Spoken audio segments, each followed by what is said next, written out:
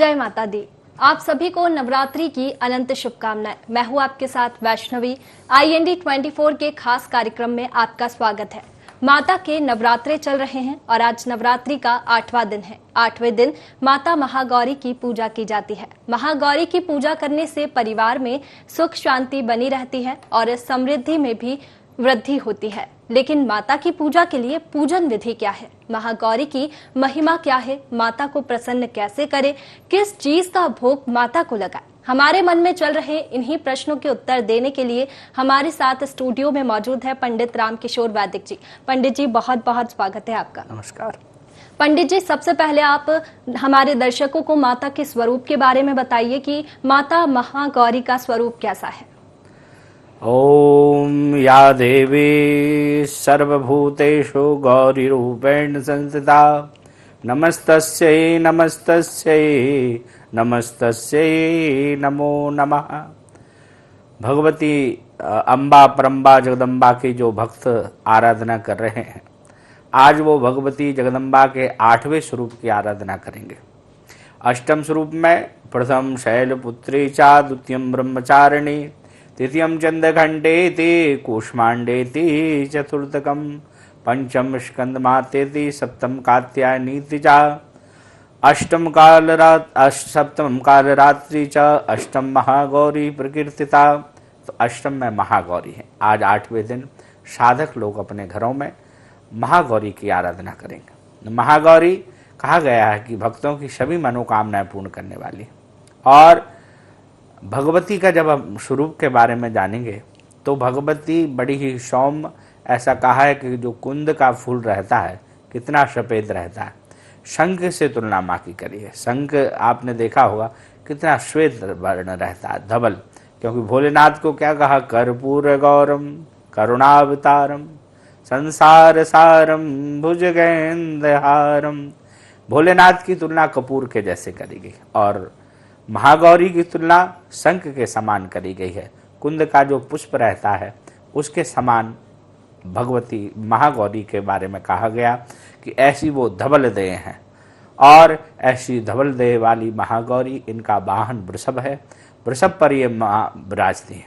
एक हाथ में त्रिशूल है, एक हाथ में डमरू है और एक हाथ से भगवती अभय मुद्रा में है और एक जो ऊपर वाला हाथ है उसमें वर मुद्रा भगवती धारण करे।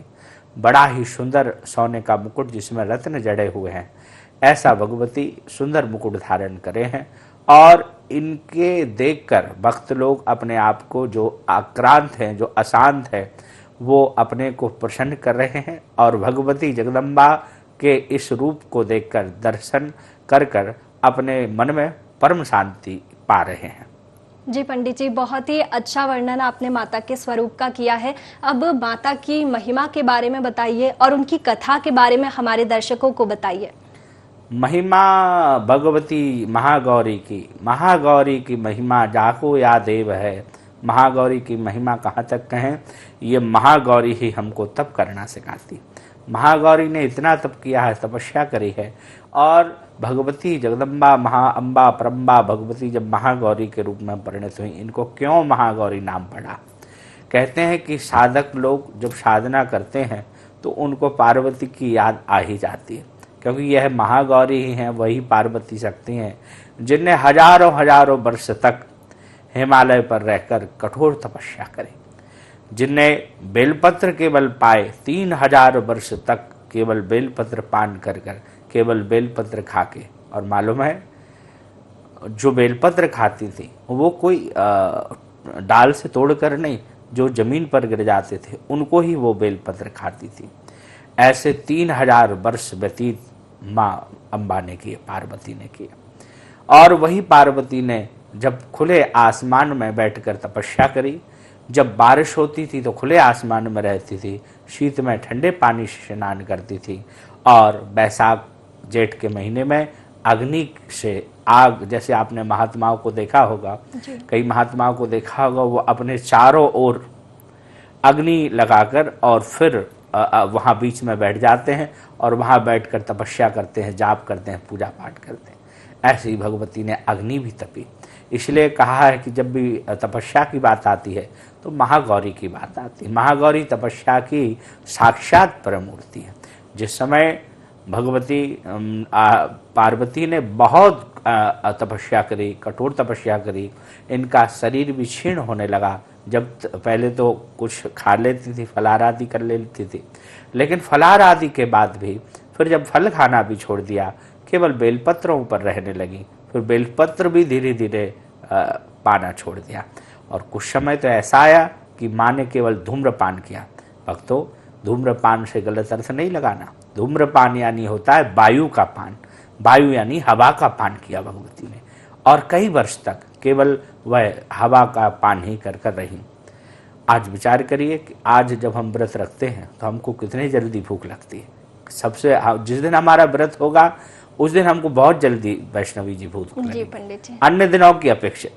और यहाँ जब क्योंकि अब हमारा ये कलयुग में अन्नमय प्राण है। कलयुग में अन्न को जैसे ही आपको भूख लगती तो आपको कुछ ना कुछ आहार चाहिए।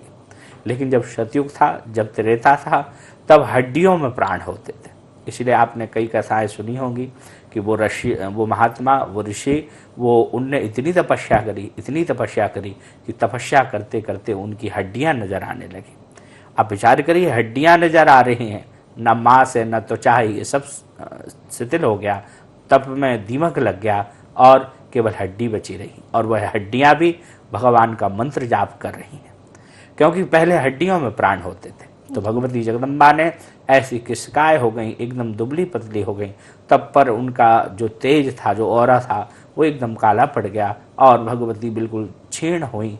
जब भोले बाबा तपस्या से प्रसन्न होकर पहुँचे और जब भोले बाबा ने देखा कि अरे ये हमारी प्रिया, इसका तो शरीर पूरा काला पड़ रहा है, और इस प्रकार से जब देखा तो कहते हैं कि गंगा जल का परिमार्जित किया और भगवान भोलेनाथ ने ही उनको परम सुंदर बना दिया। और वही उस समय जो है महागौरी के रूप में परिणत हो गई। और वही महागौरी आज अष्टम दिवस में हम सबको आशीर्वाद देने के लिए आई है जी। तो इस तरह से माता गौरी का नाम माता गौरी रखा गया। और अब पंडित जी, अब आप माता की आराधना कैसे करें कि हमारे दर्शकों को बताइए। देखिए, बहुत अच्छा प्रश्न वैष्णवी जी है। भगवती की आराधना के लिए तो भक्तों के लिए सदैव तत्पर रहना चाहिए, क्योंकि ऊर्जा ही एक ऐसी है जिससे ऊर्जा अगर आप में रहेगी तभी आप सब कार्य कर सकेंगे। और ऊर्जा जहाँ आप में नहीं रही, वो तत्व नहीं रहा, तो आप शिथिल पड़ जाएंगे। भगवती महागौरी की आराधना के लिए जो भक्त किसी भी प्रकार से, चाहे वो कैरियर को लेके उनका मकान नहीं बन रहा है, दाम्पत्य जीवन में किसी प्रकार की परेशानी है, या किसी घरों में विवाह नहीं हो रहा है, वह साधक आज के दिन उनकी एक कोई विशेष जो कठिनाई है, ऐसे नहीं कि कई बार ऐसा हुआ कि एक बार भोलेनाथ ने, एक भक्ता थी, उसने कहा कि भगवान आप हमसे प्रसन्न हैं, तो एक बार भोलेनाथ ने कहा एक कोई सबर मांग लीजिए। तो वो वृद्ध भी थी, उसकी आंखें भी नहीं थी और बेटे के यहाँ बेटा भी नहीं था। तो भोलेनाथ ने कह दिया कि एक ही बार। तो अब वो अम्मा बड़ी होशियार थी, उसने कहा कि भगवान हमको ये वर दो कि मैं अपनी आँखों से अपने नाती को नित्य जो है चावल, चांदी के पात्र में चावल खिलाते देखूं। अब विचार करिए, एक ही में सब कुछ मांग लिया उसने, लेकिन ऐसा नहीं करना। एक कोई आपकी जो मनोकामना है, उस मनोकामना को आप मन में लीजिए और भगवती के यहाँ महागौरी के सामने, महागौरी के नाम से एक नारियल लीजिए जो बिल्कुल साबुत हो, जटाएं जिसमें लगी हो, और अपने सिर के ऊपर से 3 बार उतारिए। उतार कर फिर वह नारियल भगवती के यहाँ रख दीजिए। पूजन होने के बाद वो नारियल जल में प्रवाह कर दीजिए। निश्चित मानिए आपकी एक कोई मनोकामना निश्चित पूर्ण होगी। और जैसे भगवती की पूजा विधि के बारे में आपने कैसे साधना करें, तो महागौरी की आराधना करने के लिए भगवती जगदम्बा पार्वती के स्वरूप हैं। और भगवती की जब आप पूजन पाठ करें, भगवती के सामने बैठें, तो एकदम बिल्कुल शांत होकर, शांत बना या बिल्कुल शांत बन करके, आपके मन में कोई वेगना ना हो, आपके मन में ऑफिस जाने की जल्दी ना हो, या आप जो कार्य कर रहे हैं, देखिए कहते हैं कि एक घड़ी आधी घड़ी, आदि में पुण्यात, तुलसी संगत साधकी हरे कोट अपराध। जब आप पूजन करें तो उस समय आपका मन चित्त आपका भगवान में हो, भगवती में हो। ऐसा ना हो, कई लोग क्या करते हैं, माला भी जपते जाते हैं और बहू से भी कहते रहते, बहू कुकर की सीटी आ रही है, उसको बंद कर दीजिए। इसमें कहीं ना कहीं आपका मन स्थिर नहीं हुआ। जब आप स्थिरता से भगवती की आराधना करेंगे तो वो निश्चित मानिए महागौरी आपको फल देगी। अब जो साधक महागौरी को चाहते हैं कि वो प्रसन्न उन पर हों, तो आप सफ़ेद पुष्पों से भगवती का अर्चन करिए। और सफ़ेद पुष्प भगवती को अर्चन यानी भगवती के जैसे 108 नाम हैं, 108 नाम लीजिए और एक एक नाम लेते चलिए, भगवती को अर्पण करते चलिए। अगर आपकी संस्कृत शुद्ध नहीं है, आप घर में नहीं कर सकते अर्चन, तो किसी पंडित जी को बुला लीजिए और उनसे बुलाकर यह भगवती का अर्चन करें, तो निश्चित मानिए महागौरी आपको विशेष फल देने वाली है।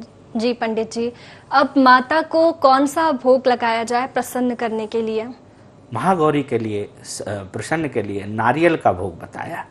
आज महागौरी को नारियल का जब जो लोग भक्त भोग लगाएंगे, निश्चित मानिए महागौरी, क्योंकि वो भी श्वेत वर्ण है और नारियल भी तो अंदर से सफ़ेद ही एकदम, हाँ, तो इसलिए ये भी भावना है। बाकी भक्त लोग जब भगवती को और जो भोग नारियल का लगाएं, वो आप अपने परिवार में सबको बांट के खाएं।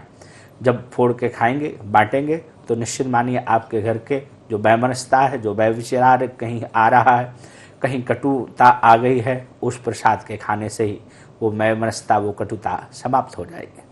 जी पंडित जी, हमने देखा है कि कुछ लोग अष्टमी के दिन पूजा करते हैं और कुछ लोग नवमी के दिन पूजा करते हैं माता की, तो क्या अलग अलग परंपरा है पूजा की? देखिए, इसमें किसी किसी के यहाँ अष्टमी पूजती है।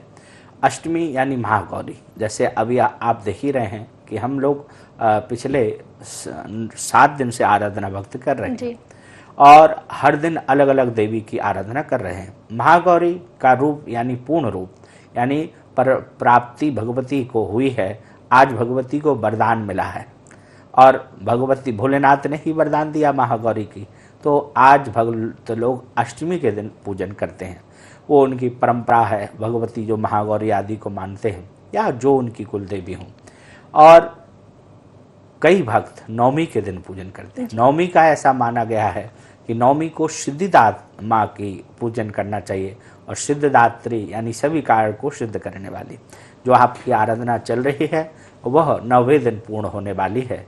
इसलिए वो माँ सिद्धिदात्री के रूप में आपको पूजन, आप आराधना करते हैं, कन्याओं को भोजन कराते हैं। यह सब नियम भगवती का अष्टमी नवमी दोनों दिन भक्त कर सकते हैं। जी, जिनके यहाँ जो परंपरा हो, आप अपनी परंपरा को जरूर निर्वाह करें। जी पंडित जी, एक सवाल मेरा यहाँ पे था कि अष्टमी के दिन जो लोग पूजा करते हैं, तो वो लोग क्या ज्योत को भी आज ही विसर्जित करते हैं या फिर नवमी पर विसर्जित करना चाहिए? देखिए, जब आपने पूजा कर ली, आपने उनका परिमार्जित प्रसाद भोग आदि लगा दिया, तो निश्चित बात है कि आपकी जो ज्योत की सेवा है वो भी अष्टमी को ही विराम होगी। क्योंकि जब आपने हवन कर लिया, आपने पूजन कर ली, देवताओं का जो आपके जबारे आदि हैं उनको विसर्जन कर दिया, तो फिर आप एक दिन आगे तक कैसे रखेंगे? जी। ये निश्चित मानिए, जो भक्त अष्टमी के दिन पूजन करते हैं तो उनको अपने जबारे, ज्योति आदि जो भी सेवा है वो आप अष्ट दिन में ही उसको विसर्जन कर देना चाहिए। विसर्जन यानी ये नहीं कि ज्योति को आप शांत करने का सोचें कि पंडित जी ने कहा है, भाई हमने तो सुना है टीवी में कि पंडित जी ने कहा ज्योत को विसर्जन कर दीजिए। ऐसा नहीं, ज्योत का विसर्जन अभिप्राय उसको स्थान से हिला देना। जो ज्योत जहाँ आपने स्थान पर रखी है उसको थोड़ा स्थान से अलग कर दीजिए और उसकी माँ भगवती की कृपा है, उसको जब तक जलना है वो हो सकता है 9वीं तक जले। उसमें बस आप जो घी आदि डालते हैं, जो उसको सवारते हैं, वो ब्राह्म उसमें हो जाए। पंडित जी, जो लोग आज हवन पूजन करते हैं, तो आज हवन पूजन की विधि क्या है और किन मंत्रों से हवन किया जाए? देखिए, हवन के लिए तो आप किसी योग पंडित जी को बुलाइए, क्योंकि ऐसा कहा है कि ये नवरात्र है और देवी की आराधना चल रही, इसमें हमें हवन के समय बड़ी सावधानी रखना चाहिए। हवन अपने से नहीं करना चाहिए। आप जो हवन किसी योग पात्र या फिर आपने मार्गदर्शन में करेंगे। हवन अगर पंडित जी से कराएंगे तो आपकी सिद्धियों का फल आपको मिलेगा, क्योंकि वो ज्ञानी हैं, मंत्र के उनके मंत्र वेद पाठ आदि करते हैं। हाँ, फिर भी अगर जो जनसाधारण लोग हवन करना चाहते हैं, मन में है कि भाई हम नहीं बुला पा रहे या पंडित जी उपलब्ध नहीं है, लेकिन भगवती की 9 दिन जो आपने या 8 दिन आराधना करी है, तो पंडित जी के साथ ही हवन पूजन कराएं। इसलिए आपने देखा होगा जी। घरों में जो आराधना होती है उसके पहले दिन पंडित जी को बुलाया जाता है और अष्टम दिन या 9वें दिन जिस दिन हवन होता है। तो पहली सबसे अच्छी बात तो यह है कि पंडित जी सर्वप्रथम पंडित जी को ही बुलाकर पूजा पाठ कराएं। दूसरी बात, अब जो जनसाधारण है, कहीं बाहर है, नहीं हो पा रहा है, तो उनको ओम श्री गणेशाय नमः स्वाहा, ओम दुम दुर्गाय नमः स्वाहा, ये 2 मंत्र से आहुति करें और जी। अपने इष्ट की 5 आहुति देके भगवती को विसर्जन करें। अब विचार करिए, आपको विसर्जन भी नहीं आ रहा है, गणेश जी हो तो बड़े सीधे साधे हैं, लेकिन भगवती की आराधना में तो विसर्जन भी चाहिए, हवन में भी बड़ी सावधानी चाहिए है। तो इसलिए उचित यही है कि पंडित जी को घर पर बुलाकर आप पूजन कराएं, हवन कराएं। पंडित जी, जो भक्त आज के दिन कन्या पूजन करते हैं वो किन चीजों का ध्यान रखें और कन्या पूजन कैसे करें?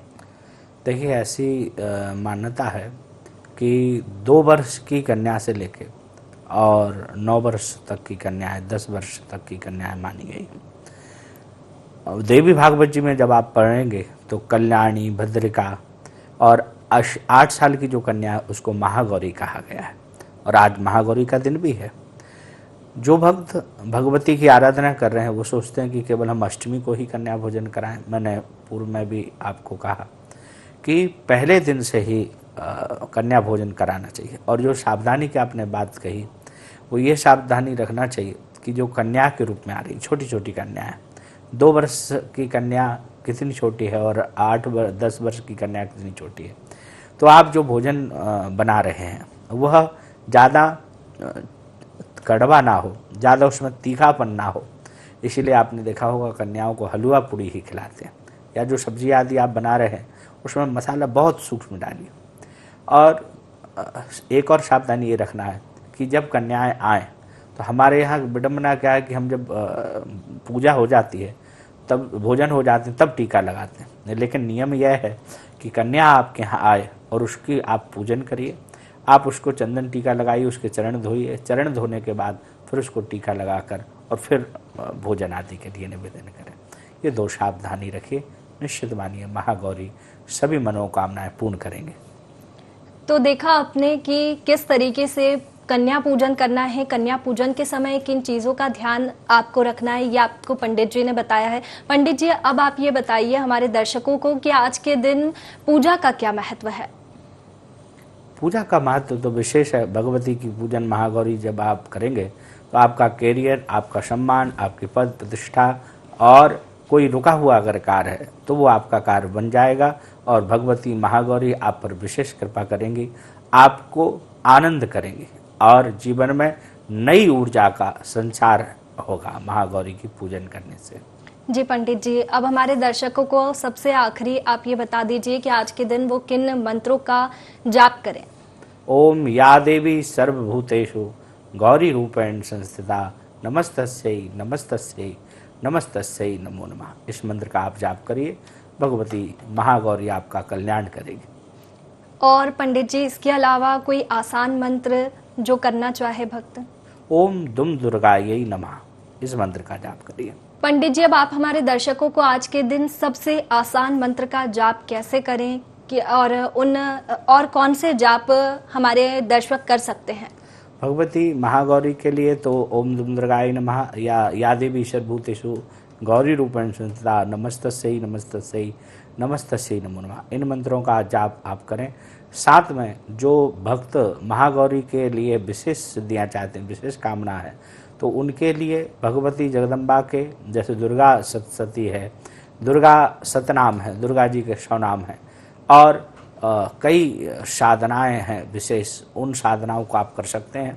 अपने लिए यही जीवन में उद्देश्य करिए कि आपका कल्याण के लिए कल्याणी माँ महागौरी की आप पूजन कर रहे हैं। ये कल्याण की अधिष्ठात्र देवी हैं। एक दुर्गा सप्तशती तो है ही है, एक दुर्गा सप्तश्लोकी है, उन 7 श्लोकों का भी आप पाठ कर सकते हैं। और ये भगवती के जब आप पाठ करेंगे तो निश्चित मानिए आपका कल्याण होगा। और ये मंत्र भगवती से जोड़ती है। मंत्र आराधना से, हम जब मंत्र आराधना करते हैं, मंत्र जाप करते हैं, तो कहीं ना कहीं हमारा जो मन ध्यान है वो भगवती में जुड़ता है, जगदम्बा की ओर हमारा मन अग्रसर होता है। या हम जिस देवता की आराधना करते हैं उस आराधना में उस देवता की हम पर कृपा होती है। इसलिए मंत्र को विशेष कहा है। कोई भी देवी देवता का बिना मंत्र के आराधना नहीं होती है।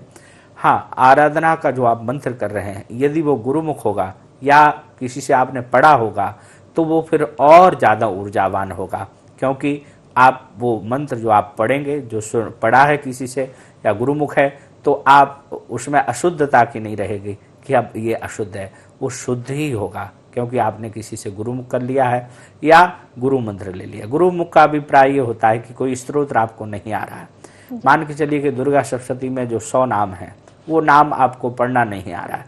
किसी पंडित जी से या किसी योग व्यक्ति से जो ज्ञानी है, जो उनके अर्चन कर रहा है या आराधना कर रहा है, तब उनसे आप जब पढ़ेंगे तो वो कहीं अगर आपकी अशुद्धि है तो उनको वो शुद्ध करा देंगे। और जब वो शुद्ध करा देंगे, जब शुद्ध रहेगा, तो निश्चित मानिए कि आपकी कोई भी किसी भी प्रकार की त्रुटि नहीं होगी। और जब त्रुटि नहीं होगी तो वो मंत्र शुद्ध होगा, और जितना मंत्र शुद्ध होगा उतना ही फल आपको अधिक मिलेगा। क्योंकि अशुद्ध मंत्र से कोई भी चीज़ आप विचार करिए, गलत करेंगे तो परिणाम क्या होगा। कोई विद्यार्थी जब परीक्षा देता है तो परीक्षा में अगर गलत लिखता है तो उसको नंबर 100 मिलते हैं कि 0 नंबर मिलते हैं। इसी प्रकार से जब मंत्र आप जो जपें वो अगर शुद्ध करके जपेंगे तो निश्चित मानिए कि भगवती आप पर विशेष कृपा करेगी। इसलिए जो भी आप मंत्र करें, चाहे 100 नाम सतनाम करें, दुर्गा सप्तशती का पाठ करें, या और भी रात्रि स्तोत्र है, ऋग्वेद आदि सूक्त हैं, इन सूक्तों का जो भी आप सूक्त का पाठ करें, पहले उनको शुद्ध कर लें, फिर उनका आप पाठ करें, तो आपका जो आराधना का फल है वो तत्क्षण आपको मिलने लगेगा। जी पंडित जी, अब जैसा कि माता के नवरात्रे चल रहे हैं और हर मुहूर्त शुभ है, लेकिन फिर भी जो लोग आज कन्या पूजन कर रहे हैं उनके लिए कन्या पूजन के लिए शुभ मुहूर्त क्या है और पूजन के लिए शुभ मुहूर्त क्या है? कन्या पूजन के लिए आप जो है सुबह सुबह प्रातःकालीन, देखिए ज़्यादा कई लोग कन्या जो है लेट खिलाते हैं। कोशिश, अब देखिए आप छोटी छोटी कन्या हैं और उन कन्याओं को आप 12 बजे भोजन कराएंगे तो कहाँ तक संभव है। कोशिश करिए कि 10 बजे से लेके 11 बजे तक कन्याओं का पूजन भी हो जाए और उनका भोजन भी हो जाए। तो निश्चित मानिए यह एक मानसिकता आप मन में बनाएं, छोटी छोटी कन्याओं को ज़्यादा देर तक भूखा ना रखें। आप थोड़े जल्दी उठ जाएं और जल्दी उठकर आप जो प्रसाद बना रहे हैं माँ का, वो प्रसाद आप जल्दी तैयार कर लें और जल्दी बनाकर शीघ्रता से भगवती को जब जो अम्बा हैं, जब जगदम्बा हैं, उनके लिए जो भोग बनाना है वो भोग तैयार कर लें। और भगवती के स्वरूप पे जो कन्याएं हैं, कन्या, उनको आप समय पर भोजन कराएं। इस बात का ध्यान जरूर रखें। जी पंडित जी, अब हमारे दर्शकों को एक और चीज़ आप बता दीजिए कि पूजन का शुभ मुहूर्त क्या है माता के? मैडम, पूजन का, वैष्णवी जी, पूजन का शुभ मुहूर्त तो भगवती के लिए अब आप रोज कर रहे हैं, तो आप कोशिश करें जिस दिन आप पहले दिन जो आराधना का समय पे बैठे हैं वही मुहूर्त पर ही आप आज भी बैठें। रोज आप भगवती के लिए अलग अलग मुहूर्त नहीं, हाँ समय का जरूर ध्यान दें कि अगर आप पहले दिन 8 बजे से पूजन आपने करी है, स्थापना नहीं, घट स्थापना का मुहूर्त अलग होता है जी। वो अब ऐसा भी नहीं सोचे साधक कि पंडित जी हमने तो 12 बजे घट स्थापना करी थी, किसी साधक ने 3 बजे करी थी, तो क्या हम 3 बजे करें? ऐसा नहीं। आपका जो आराधना का समय है, जो आपने पूजन का समय बनाया है, वह समय एक ही होगा। बाकी समय जो है आपके यहाँ वहाँ हो सकते हैं, लेकिन आपकी आराधना, आपकी पूजन का समय वही रखिए जो आपने प्रथम दिवस करा है। जब आप अगर पूजन का समय बदलेंगे तो आपको उसका फल कम मिलेगा। जो आपने प्रथम दिवस जो जिस समय पर पूजन भगवती की आराधना शुरू करी है, 9 दिन तक आपको वही समय चुनना है और उसी सारे काम छोड़कर आपका जो समय है उस समय पर आप भगवती के समकक्ष चले जाएं और भगवती की आराधना प्रारंभ कर दें, तब आपको फल विशेष मिलेगा और आपकी जो आराधना चल रही है वह एक उत्तरोत्तर वृद्धि की ओर होगी और भगवती आपको सब कुछ देने में सामर्थ्यवान है। जी, चलिए, बहुत बहुत शुक्रिया पंडित जी, बहुत अच्छी जानकारी आपने हमारे दर्शकों के साथ साझा की। तो देखा आपने, पंडित जी ने आपको पूजन विधि बताई, माता महागौरी की पूजा कैसे करें और शुभ मुहूर्त क्या होगा, कन्या पूजन का शुभ मुहूर्त क्या होगा, सभी के बारे में जानकारी आपको पंडित जी ने दी है। और इसी के साथ हमारे खास कार्यक्रम में इतना ही। एक बार फिर से आप सभी को शारदीय नवरात्रि की अनंत शुभकामनाएं। मुझे दीजिए इजाजत और देखते रहिए IND 24। जय माता दी।